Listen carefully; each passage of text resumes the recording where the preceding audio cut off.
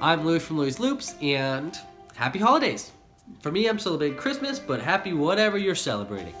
Sorry, I'm a little bit sick right now. You can probably hear it. I came down for Christmas to my parents' place in Southern California, which is why everything looks a little bit different.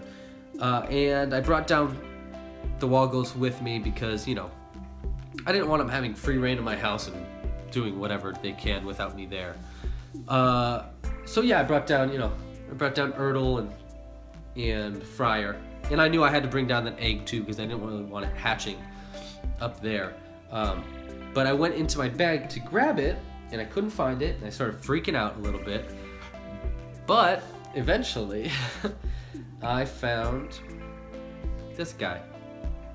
I'll go a little closer. I named him Bool. He looks so silly. Look at he's got kind of like a little bowl cut. I like him a lot. And obviously he looks way different than the other two. Someone commented saying, like, you know, maybe they're just blue when they start, and then as they grow, they become red and they lose their hair and ears and stuff, but apparently that's not the case, seeing as Bool looks completely different than Fryer and Erdl. So I started looking into this and how they could look different, because asexual creatures would look genetically identical to each other. And I found this channel on YouTube called Deep Look. It's one of the coolest channels ever. You guys got to go check it out. I'll add the link in the description for the video I'm about to talk about. But, well, here. This is a Pygmy Seahorse. So, Pygmy Seahorses live in colorful coral in the ocean. And each one looks, you know, way different than the last. They have different textures, different colors, obviously. And what's interesting is that they start out as little brown babies and that are smooth.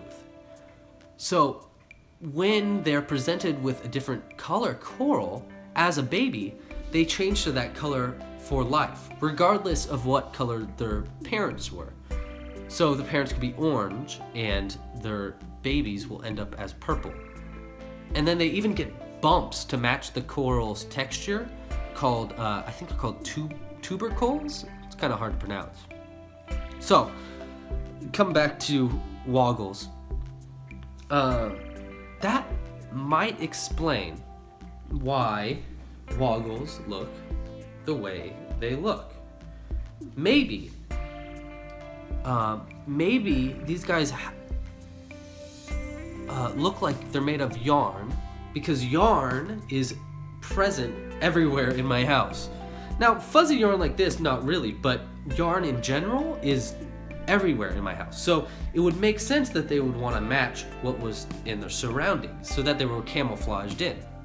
And the colors make sense too, because my carpet is red and beige, meaning this guy would be perfectly camouflaged into the floor of my apartment, that way he could get the socks and whatnot that he needed. When Erdl was hatched, he was on a blue like sheet, and he was surrounded by blue and yellowy colored socks and stuff, and the wall was a little bit like a beigey yellow. And Bool was in the blue yarn, and my bookcase was brown. So I think that Woggles hatch based on or the colors Woggles are rather, is based on the colors of the surrounding stuff around them. It would be genius, because the most important time to be camouflaged would be right when you're hatched or born, because that's the most vulnerable time, especially if you don't have a parent to look after you. So I think that might explain why they look so different and unique to one another. And it also means that each one is going to be unique based on what they're born or hatched in.